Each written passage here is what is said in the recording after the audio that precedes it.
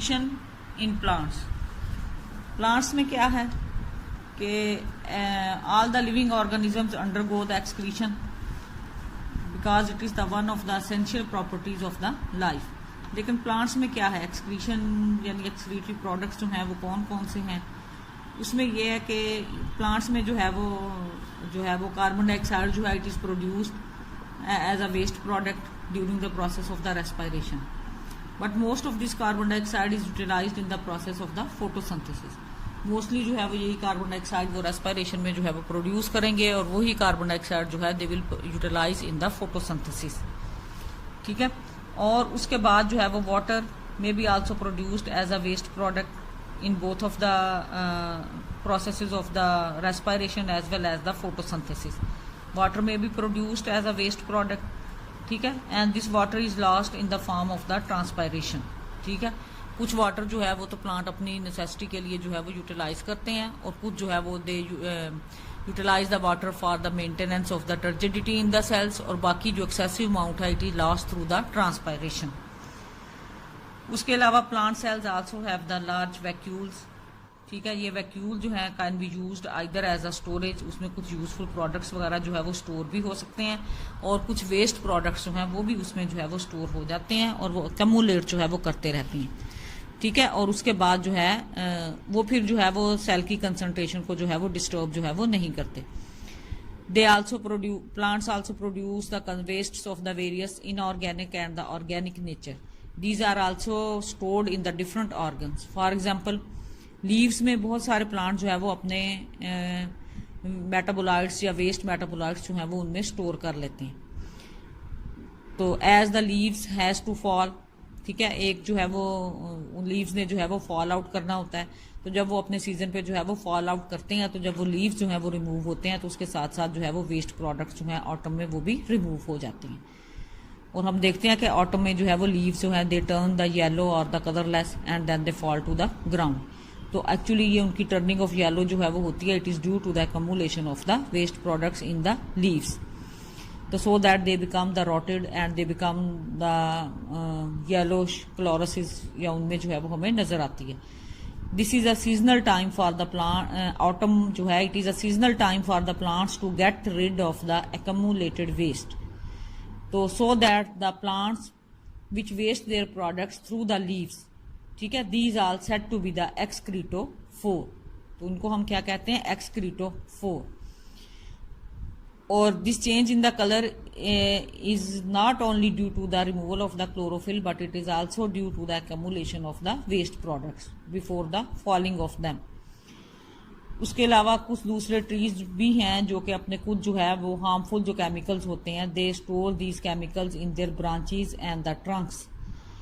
Branches और Trunks में भी करते हैं यानी स्टेम्स वगैरह में, लेकिन कहाँ पे, specially in the older part of the xylem, यानी जाइलम का जो ओल्डर पार्ट होता है और आमतौर पे ये वुड के जो है वो सेंटर में प्रेजेंट होता है वुडी प्लांट्स में, तो वहां पे जो है वो स्टोर कर लेते हैं। और चूंकि ये ओल्डर पार्ट होता है इट इज डेड, ये आमतौर पे डेड होता है, नॉन फंक्शनल होता है आमतौर पे, and it is only works for the sporting का जो है वो काम जो है वो देता है, तो उसमें भी ये स्टोर जो है वो अपने वेस्ट मेटाबोलाइट्स कर लेते हैं। और उसके रिजल्ट के तौर पे आप देखें तो वो सेंटर से जो है वो वुड जो है वो डार्क कलर की जो है वो हो जाती है ओल्ड जाइलम में due to the accumulation of the waste products. This phenomena is called as the ebony, ठीक है, which produces the very black wood in the centre of the woody plants. तो दीज वेस्ट मटेरियल जो हैं ये इस तरह से जो है वो वहां पे स्टोर हुए रहते हैं और वो प्लांट्स को कोई हार्मफुल इफेक्ट जो है वो उनका नहीं होता। फिर उसके अलावा सम प्लांट जो है वो they also secrete the waste compounds into the soil, यानी जिस सॉइल में वो परसिस्ट कर रहे होते हैं, एग्जिस्ट कर रहे होते हैं, वहां पे भी कॉन्स्टेंटली जो है वो अपने वेस्ट प्रोडक्ट जो है वो सॉइल में सेंड करते रहते हैं। And they also utilise these chemicals as the chemical weapons, और वो अपने इन एक्सक्रीटिंग केमिकल्स को एज अ वेपन जो है वो यूटिलाइज करते हैं against the other competing plants. ठीक है, कि दूसरे प्लांट जो उनके साथ compete कर रहे होते हैं, कंपटीशन में होते हैं, उनके साथ compete करने के लिए वो इनको एज अ वेपन के तौर पे जो है वो यूटिलाइज करते हैं। और इसकी एग्जांपल जो है हमें कोनिफर प्लांट्स वगैरह में जो है वो मिलती है कि वो इस तरह की स्ट्रेटेजी जो है वो उनके पास जो है वो प्रेजेंट है। लेकिन ये तो था प्लांट्स में एक्सक्रीशन के बारे में, ठीक है। प्लांट्स का जो है, प्लांट्स में जो है वो हमारे पास जो है कि बॉडी सिस्टम जो है वो इतना ज़्यादा कॉम्प्लिकेटेड नहीं होता जितना कि एनिमल्स में होता है, लेकिन एनिमल्स में एक्सक्रीशन जो है that is quite different from the plants. तो एक्चुअली जो है एनिमल्स में हम देखते हैं कि एक्सक्रीशन क्या है, it is the removal of the waste products, ठीक है। ये वेस्ट प्रोडक्ट्स जो हैं, several types of the waste products में भी इंक्लूडेड इन दिस लिस्ट। सबसे पहले तो वाटर जो है ये भी एक वेस्ट प्रोडक्ट हो सकता है, क्योंकि इसको भी रिमूव जो है वो करना पड़ता है, specially in the hyperosmotic environment. तो this may be also be act as a waste product. Similarly salts are also removed by the animals of the hypertonic environment, ठीक है। अगर हाइपरटोनिक एनवायरनमेंट है तो उनमें बहुत सारे सॉल्ट जो हैं वो भी वेस्ट प्रोडक्ट्स के तौर पे जो है वो रिमूव करना पड़ते हैं।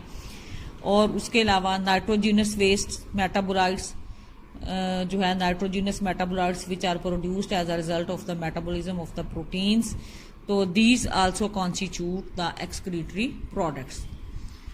तो उसमें जो है वो ये भी जो है हमारे पास नाइट्रोजिनस प्रोडक्ट्स जो हैं, नाइट्रोजिनस वेस्ट प्रोडक्ट्स जो हैं, ये भी एक इम्पॉर्टेंट जो है वो वेस्ट प्रोडक्ट्स हैं एनिमल्स में, क्योंकि एनिमल्स में जब अमाइनो ग्रुप जो है वो प्रोटीन्स में जो है वो प्रेजेंट होता है, तो then this is released during the catabolism of the proteins. Amino acids हमारे पास बनते हैं और अमाइनो एसिड से अमाइनो ग्रुप जो है वो रिलीज होता है, this is called as the deamination, and then this amino group is transfer to the other molecules, वहाँ दूसरे मॉलिक्यूल्स में ट्रांसफर हो जाता है, वहाँ पे it may be also reuse, वहाँ पे दोबारा इसकी यूटिलाइजेशन भी हो सकती है, और इस तरह से इसकी साइकिलिंग जो है वो भी होती रहती है।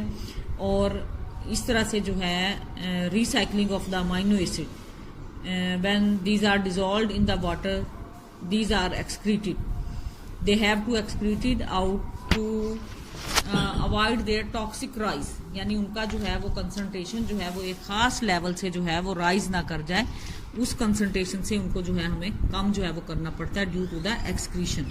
क्योंकि अगर इनकी कंसंट्रेशन जो है वो एक खास लेवल से जो है वो एलिवेट कर जाएगी तो it may cause the different types of the problem such as the convergence, comma and eventually may lead to the death. उसमें हमारे पास मोस्ट जो नाइट्रोजनस वेस्ट प्रोडक्ट्स हैं एनिमल्स में, उनमें अमोनिया आता है, यूरिया आता है, यूरिक एसिड आता है, और उसके अलावा कुछ और है क्रिएटिनिन और ट्राई मिथाइल अमाइन ऑक्साइड, अगरचे वो स्मॉल क्वांटिटी में प्रोड्यूस होता है, ठीक है। और उसके बाद प्यूरिन्स एंड पायरामिडीन्स, हमें पता है वो भी नाइट्रोजन कंटेनिंग कंपाउंड्स हैं, और ये प्यूरिन्स और पायरामिडीन्स का जो है वो मेटाबॉलिज्म होता है, तो उसके रिजल्ट के तौर पे बहुत तरह के नाइट्रोजनस वेस्ट जो है वो प्रोड्यूस होते हैं, जिसमें यूरिया और यूरिक एसिड और अमोनिया और हाइपोजेंथीन वगैरह जो है वो प्रेजेंट हैं। तो उसमें सबसे पहले तो ये कि अमोनिया, अगर हम ये नाइट्रोजनस वेस्ट प्रोडक्ट्स को कंसिडर करें तो सबसे पहले उसमें हम डिस्कस करते हैं अमोनिया के बारे में। अमोनिया इज वेरी टॉक्सिक, ठीक है, ये बहुत ज्यादा टॉक्सिक होता है। क्यों? Dissolve very quickly in the body fluid, body fluid में फौरन जो है वो डिजॉल्व हो जाता है, तो ये जो है वो टॉक्सिसिटी जो है वो काज करता है। तो so that there must be always concentration of the ammonia at the low level in the body. तो उसकी अगर कंसंट्रेशन जो है वो लो लेवल पे रखनी है तो उसको अमोनिया को जो है वो हमें एक्सक्रीट करना है, उसको जो है वो रिमूव करना है, and the removal of the ammonia requires the large volume of the water, ठीक है। तो उसके लिए काफी ज्यादा क्वांटिटी जो है वो वाटर की चाहिए ताकि अमोनिया जो है वो रिमूव हो जाए in the form of the urine as it is produced. तो अमोनिया को रिमूव करना ये हमारे पास हाइपोटोनिक एनवायरनमेंट में तो पॉसिबल है। हाइपोटोनिक एनवायरनमेंट आप समझ रहे होंगे, यानी जहां पे जो है वो सॉल्ट की कंसंट्रेशन कम और वाटर की कंसंट्रेशन जो है वो ज्यादा है, तो वहां पे तो वो जो है वो अपने नाइट्रोजनस वेस्ट प्रोडक्ट्स जो है वो अमोनिया की शक्ल में जो है वो एक्सक्रीट कर लेंगे। कैसे? कि उनके लिए वाटर को अपटेक करना कोई प्रॉब्लम नहीं होगा, एनवायरनमेंट में उनके पास प्लेंटी ऑफ वाटर होगा, वो वाटर जो है वो अपटेक करेंगे और उसके बाद उसी वाटर में अमोनिया को डिजोल्व करके उसको जो है वो रिमूव कर देंगे और body will get rid of the ammonia. About 500 ml of water is required to excrete 1 gram of the ammonia nitrogen, यानी अमोनिया की शक्ल में जो नाइट्रोजन हमने रिमूव करनी है उसके लिए 1 ग्राम जो है वो अगर हमने अमोनिया जो है वो रिमूव करना है तो उसके लिए हमें 500 ml जो है वो वाटर के रिक्वायर होंगे। और अगर वो एनिमल जो है वो हाइपोटोनिक एनवायरनमेंट में एग्जिस्ट कर रहा है तो उसके लिए ये कोई प्रॉब्लम नहीं है, क्योंकि वहाँ पे प्लेंटी ऑफ वाटर जो है वो अवेलेबल है। लेकिन अगर कोई ऐसा एनवायरनमेंट है जहाँ पे रेस्ट्रिक्टेड सप्लाई ऑफ वाटर है तो then the ammonia can not be kept as excretory product, क्योंकि फिर इतना ज्यादा वाटर जो है वो अवेलेबल नहीं होगा जो कि अमोनिया को रिमूव कर सके। तो then there is an alternative mechanism कि that it is changed, the ammonia is changed into urea. Ammonia जो है एक लेस टॉक्सिक सब्सटेंस यानी यूरिया में जो है वो चेंज हो जाता है।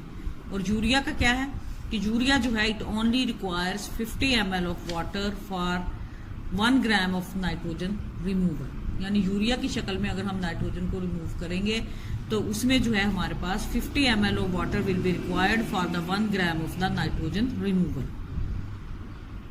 ठीक है, तो उसमें जो है हमारे पास nitrogen is metabolically converted into the urea. तो उसमें फिर क्या होता है कि उनमें एनिमल्स में एक साइकिल जो है वो चलता है जिसमें उनकी नाइट्रोजन जो प्रोड्यूस होती है as a result of the protein metabolism, this is changed into the ammonia, यानी वो अमोनिया में जो है वो चेंज हो जाती है through this cycle, and this cycle is called as the urea cycle. और इसको जो है हम यूरिया साइकिल का जो है वो नाम देते हैं।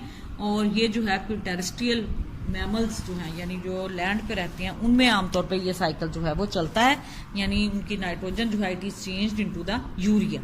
तो वो यूरिया साइकिल के थ्रू जो है वो चेंज होती है। उसमें साइकिल आपकी बुक में जो है वो उन्होंने ड्रॉ किया हुआ है, सिंपल सा जो है वो साइकिल है। यानी पहले जो है वो एक अमोनिया का मॉलिक्यूल है, उसमें उसके साथ एक कार्बन जो है वो आके मिलती है तो हमारे पास जो है वो सिट्रोलीन बनता है। उसके बाद एक और कार्बन, उसमें एक और नाइट्रोजन जो है वो ऐड हो जाता है। एक नाइट्रोजन उसका पहले स्टेप पे ऐड हो रहा है, एक फिर नेक्स्ट सेकंड स्टेप पे ऐड हो रहा है। और इस साइकिल से जो है वो पास ऑन होते हुए ये साइकिल चलता रहता है और साथ साथ जो है वो urea is produced as a by product. ठीक है, और एक यूरिया के मॉलिक्यूल में हमें पता है दो जो है वो नाइट्रोजन के मॉलिक्यूल जो है वो प्रेजेंट होते हैं। 2 अमाइनो ग्रुप जो है वो मिलके हमारे पास यूरिया का मॉलिक्यूल जो है वो बनाते हैं।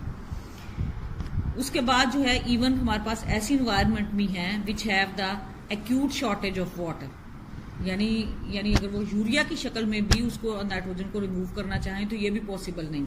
ठीक है, अगरचे 50 ml ऑफ वाटर जो है वो चाहिए होगा but they don't afford the 50 ml of the water as they are living in the totally dry environment. यानी बहुत हद तक जो है वो अगर ड्राई एनवायरमेंट है तो 50 ml वाटर भी उनके लिए जो है वो अवेलेबल नहीं होगा। तो so that they can not stand with the production of the urea. तो उसमें क्या है कि फिर जो है वो अपने नाइट्रोजन वेस्ट प्रोडक्ट्स जो है वो प्रोड्यूस करते हैं in the form of the uric acid. और यूरिक एसिड में क्या है कि only 1 ml of water is required to eliminate the 1 gram of the nitrogen in the form of the uric acid. यानी अगर यूरिक एसिड की शक्ल में हमने नाइट्रोजन को रिमूव करना है तो 1 gram of water will be required for the 1 gram of the nitrogen. तो हम देखेंगे पहले हमने 500 ml वाटर हमें रिक्वायर्ड था, फिर उसके बाद 50 ml वाटर रिक्वायर्ड था और अब हमें 1 ml वाटर जो है वो रिक्वायर्ड है। यानी कम से कम वाटर में जो है हम इसको रिमूव कर सकते हैं in the form of the uric acid. तो ये यूरिक एसिड की शक्ल में आमतौर पे जो है वो कौन से एनिमल जो है वो करते हैं इसको remove, that is the reptiles and the birds, जो कि टोटली जो है वो ड्राई एनवायरनमेंट में जो है वो रहते हैं। तो so that the animals can be divided into the 3 categories on the basis of the nature of their excretory products, that of the nitrogen. So these may be called as the ammonotelic, number 1, number 2 ureotelic and the number 3 uricotelic। अब ammonotelic हमारे पास क्या होंगे, the animals which produce the ammonia as a waste product, जो कि nitrogenous waste products को ammonia की शक्ल में प्रोड्यूस करते हैं। और जो यूरिया की शक्ल में प्रोड्यूस करते हैं they will be called as the ureotelic, और जो यूरिक एसिड की शक्ल में प्रोड्यूस करते हैं they will be called as the uricotelic. तो उसमें जो है यानी animals have adapted not only the chemical nature of the excretory products but they also have the various adaptations to produce the diversity in their excretory structures. ठीक है, यानी सिर्फ जो है वो एनिमल्स में जो चेंजेस आई हैं सिर्फ जो है उन्होंने वेस्ट प्रोडक्ट्स की नेचर में ही चेंजेस नहीं लेकर आए कि ये यूरिया हो गया, अमोनिया हो गया और यूरिक एसिड हो गया, बल्कि इसके साथ साथ जो है these have also it has also resulted a greater diversity in their excretory structures। तो उनके excretory structure जो है वो भी उसी तरह से मॉडिफाइड हो गए, उनमें भी हमें डिफरेंट टाइप्स की जो है वो मॉडिफिकेशन जो है वो हमें मिलती हैं to remove the waste products. तो उसमें जो है there are the various types of the excretory mechanisms which we found in the different types of the different groups of the animals. तो उसमें जो है वो हम इनको जो है वो मेन कुछ जो है वो ग्रुप्स एनिमल्स के उनके रिप्रेजेंटेटिव्स जो हैं वो जैसे आपकी बुक में जो है वो डिस्कस किए हुए वन बाय वन जो है एक मॉडल ऑर्गेनिज्म के तौर पे जो है वो उनको डिस्कस करेंगे, जिसमें सबसे पहले जो है वो सबसे लोअर फाइलम नाइडेरिया, यानी उसका रिप्रेजेंटेटिव है सबसे लोअर फाइलम हमारे पास नाइडेरिया का या स्यूलेंट्रेटा। उसमें हाइड्रा उन्होंने जो है वो एग्जाम्पल कोड की है। उसके बाद प्लेटीहेल्मिन्थिस में प्लेनेरिया को लिया है।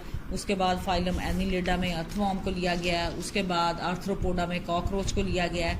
और उसके बाद then there is the excretion in the human beings, यानी मैमल्स में फिर उन्होंने ह्यूमन बींग्स को एंड पे जो है वो सबसे जो है वो मोस्ट कम्प्लेक्स फॉर्म जिसमें है हमारे पास एक्सक्रीशन की, उसको जो है वो डिस्कस किया है। तो नेक्स्ट लेक्चर में जो है ये वन बाय वन जो है वो सब में जो है वो एक्सक्रीटरी सिस्टम जो है वो उसकी नेचर जो है उसको हम डिस्कस करेंगे और फिर हम आगे की तरफ जो है वो चलेंगे अप टिल द मैमल्स तक जो है वो हम जाएंगे। तो मेरा ख्याल में ये इनाफ है आज के लिए। तो आप लोग इसको जो है वो इस ऑडियो को सुनने के बाद जो है वो आप लोग ज़रा अपनी बुक को भी देखें, उसमें कुछ चीज़ें जो है वो हाईलाइट की हुई हैं उनको ख़ास तौर से देखें, उनका कॉन्सेप्ट जो है वो क्लियर करें और उसमें जो है वो अपने कुछ साइड पॉइंट्स जो है वो तैयार कर लें ताकि जो है वो आप फिर उसको जो है वो ईजिली जो है वो उसको लर्न कर सकें, अपने कॉन्सेप्ट को जो है वो क्लियर कर सकें, specially that of the osmo regulation का जो है वो mechanism in the different habitats. तो मेरे ख्याल में आज के लिए जो है वो इतना ही काफ़ी है, बाकी इंशाल्लाह नेक्स्ट लेक्चर में कवर करेंगे। अल्लाह हाफिज़, थैंक यू।